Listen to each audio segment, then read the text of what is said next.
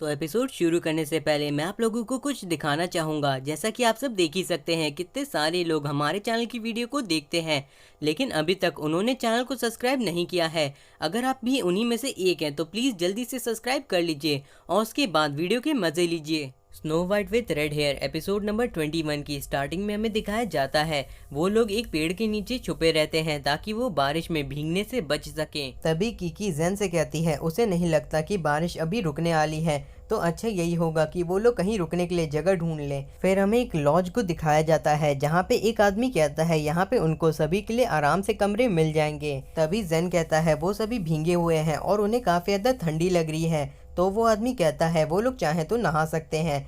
वहाँ पे एक और लड़की आ जाती है और वो आने के साथ ही कहती है उसे एक और कमरा चाहिए। तभी वो ओबी की ओर देखती है और ओबी उसे देख के अपना मुंह मोड़ लेता है। जब वो सभी हॉट स्प्रिंग में नहा रहे रहते हैं तभी जेन की नज़र पड़ जाती है कि ओबी के ऊपर काफ़ी सारे चोटों के निशान हैं और इन्हें देख के जेन को काफ़ी ज़्यादा अजीब सा लगता है। आगे की सीन में हमें दिखाया जाता है वो सभी बैठ के खाना खा रहे रहते हैं और तभी ओबी देखता है जो शिरायुकी है उसके बाल वापस से उगना शुरू कर दिए हैं। और फिर वो लोग बातें करने लगते हैं कि किस किस को खाना बनाना आता है। जेन कहता है उसे खाना बनाना नहीं आता। तो फिर ओबी कहता है चिंता मत करो, तुम सिर्फ और सिर्फ एक प्रिंस ही हो। और ये सुन के मिसुहिडे कहने लगता है आखिर तुम अपने मास्टर से इस तरीके से बात कैसे कर सकते हो। तो फिर ओबी मिसुहिडे से कहता है जेन उसके ऊपर भरोसा करता है और वो भी जेन की काफी ज्यादा इज्जत करता है और वो यहाँ पे सिर्फ और सिर्फ मजाक कर रहा था। आगे वो दोनों खाने की चीज को लेके जेन की ओर कर देते हैं और कहते हैं वो किसे चुनेगा। जेन उन दोनों के हाथ को पकड़ के उन्हें ही खिलाने लगता है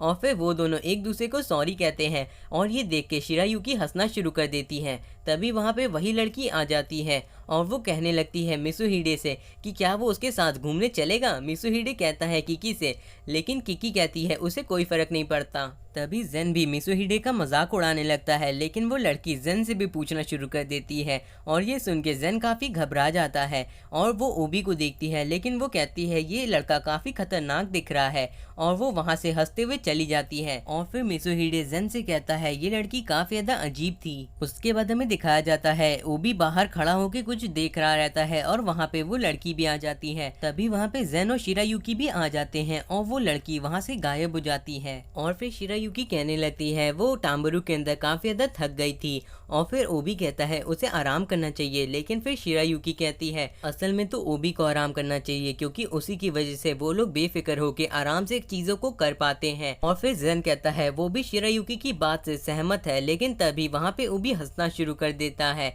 और उसके बाद वो पूछते हैं कि आखिर तुम क्यों हंस रहे थे। ओबी कहता है उसे पता नहीं, लेकिन जब भी वो उनके साथ रहता है वो काफी ज्यादा खुश रहता है। आगे में दिखाया जाता है किकी और मिसुहिडे एक दूसरे से बातें कर रहे रहते हैं। मिसुहिडे पूछता है किकी से क्या शिरायुकी ठीक थी, तो फिर किकी कहने लगती है हाँ वो पहले जैसी ही थी, लेकिन वो कुछ कुछ अजीब हरकतें भी कर रही थी बिल्कुल जेन के जैसे। फिर मिसुहिडे कहता है उसने इस बारे में जेन से भी बातें की थी। फिर हमें दिखाया जाता है कि मिसुहिडे जेन से कहता है तुम काफ़ी बदल गए हो शिरायुकी से मिलने के बाद।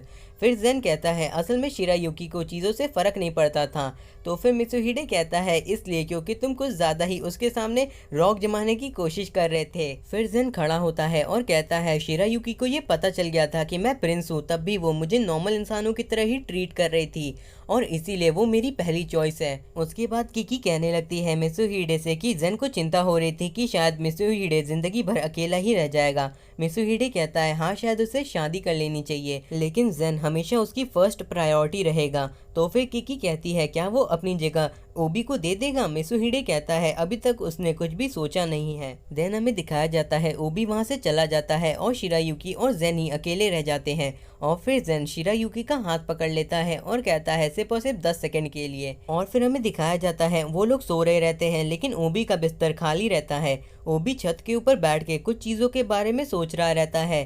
तभी वहाँ पे वो लड़की आ जाती है और वो अचानक से दौड़ते हुए आके ओबी के ऊपर हमला करना शुरू कर देती है और फिर वो कहती है ओबी से तुम अभी भी उतने ही तेज हो जितने तुम पहले थे। फिर ओबी भी कहता है वो भी बिल्कुल भी नहीं बदली है। उसके बाद वो दोनों एक दूसरे से बातें करने लगते हैं और वो लड़की कहती है वो ओबी से मिलके काफ़ी खुश हुई और फिर वो ओबी को एक दिन के लिए अपने साथ पहले की तरह काम करने को कहती है। ओबी कहता है सिर्फ और सिर्फ इसी रात के लिए और वो लोग एक दूसरे के साथ काम करना शुरू कर देते हैं। और फिर वो लड़की कहती है सभी लोग कह रहे हैं कि या तो तुम मर गए हो या फिर तुम कहीं छुपे हुए हो और शायद तुमने कोई फैमिली भी बना ली है। ओबी कहता है उसे अफवाहों से फर्क नहीं पड़ता और फिर वो लोग एक घर के पास आ जाते हैं जहाँ की लाइटें जल रही रहती हैं। वो लड़की कहती है वहां से उन्हें सिर्फ और सिर्फ एक इंसान को पकड़ के लाना है और ओबी कहता है उसे सुबह से पहले वापस भी जाना है।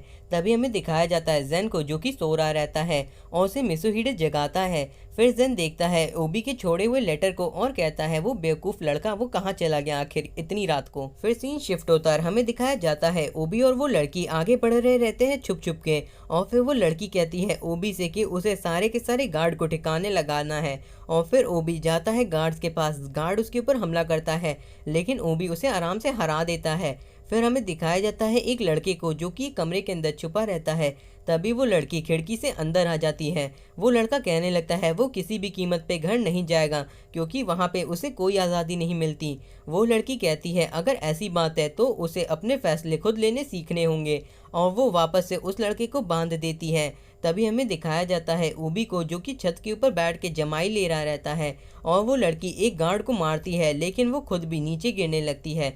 तो फिर ओबी आके उस लड़की को बचा लेता है। आगे हमें दिखाया जाता है वो लड़की कहती है उसे बस थोड़ी सी चोट लगी है और क्या ओबी को भी चोट लगी है। ओबी कहता है नहीं। फिर वो लड़की कहने लगती है उसे याद है एक बार जब ओबी को चोट लगी थी और हमें थोड़े टाइम पहले का सीन दिखाया जाता है जहाँ पे ओबी बहुत ही बुरी तरीके से घायल होकर बैठा रहता है। वो लड़की कहती है कि वो ओबी का इलाज कर देगी लेकिन ओबी कहता है उनका काम पूरा हुआ और वो वहाँ से वैसे ही चला जाता है।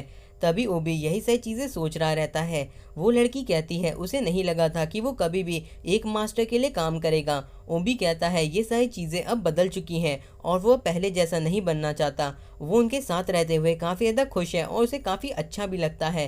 तभी वो लोग देखते हैं वहाँ की लाइट वापस से जलना शुरू हो गई है। ओबी जैसे ही वहाँ पे पहुँचता है वहाँ पे जेन उसके ऊपर जोर से चिल्लाना शुरू कर देता है। ओबी कहता है उसने लेटर छोड़ा था। उसके बाद जेन कहने लगता है अगर वो यहाँ पे नहीं रहता तो शायद वो लोग उसे कभी भी ढूंढ नहीं पाते। जेन की बातें सुन के ओबी काफी ज्यादा हैरान रहता है और उसके बाद हमें दिखाया जाता है शिरायुकी उस लड़की के हाथ के ऊपर मलहम पट्टी कर रही रहती है और वो लड़की कहती है वो भी एक हर्बलिस्ट थी। उसके बाद जेन ओबी से पूछता है उसने क्यों नहीं बताया कि वो उस लड़की को जानता है। ओबी कहता है वो पहले जिस तरह के काम करता था वहाँ पे अगर आप एक दूसरे को जानते भी हैं तो भी आप दूसरों के सामने यही दिखाते हैं कि आप उसे नहीं जानते। आगे जेन ओबी से कहता है ओबी को भूलना नहीं चाहिए कि यहाँ पे ऐसे लोग हैं जो कि उसकी चिंता करते हैं और जेन भी उन्हीं में से एक है। लेकिन अगर ओबी ने ऐसा दोबारा किया तो फिर वो उसे ढूंढने नहीं आएगा। और ये सारी चीज़ें सुन के ओबी काफ़ी हैरान रहता है।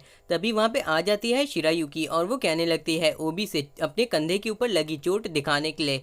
ओबी कहता है वो कुछ भी नहीं है लेकिन फिर वो लोग उसे घूरने लगते हैं।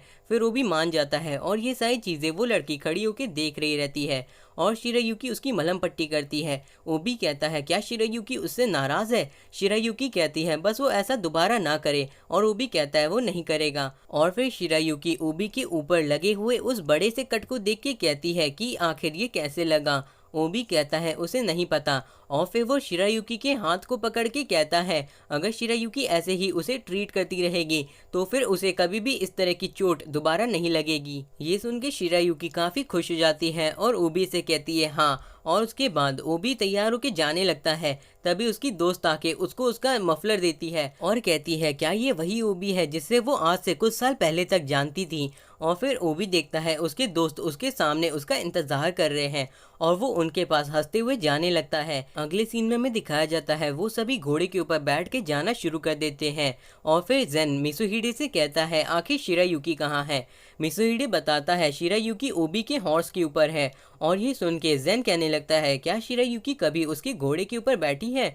मिसुहिडे कहता है नहीं और फिर मिसुहिडे किकी से कहने लगता है जेन को जलन हो रही है। उसके बाद हमें दिखाया जाता है शिरायुकी और ओबी को। शिरायुकी ओबी से पूछती है कि वो उसकी दोस्त से कब मिलेगी। ओबी कहता है शायद कभी नहीं। तो फिर शिरायुकी ओबी से पूछने लगती है आखिर ऐसा क्यों। तो फिर ओबी कहता है वो किसी भी कीमत पे पहले जैसा नहीं बनना चाहता। एपिसोड के एंड में शिरायुकी कहती हैं वो देखना चाहती थी कि आज से पहले ओबी कैसा था। ओबी कहता है ये देख के शिरायुकी को बिल्कुल भी अच्छा नहीं लगेगा और फिर इसी तरीके से वो लोग चलते रहते हैं अपने रास्ते के ऊपर।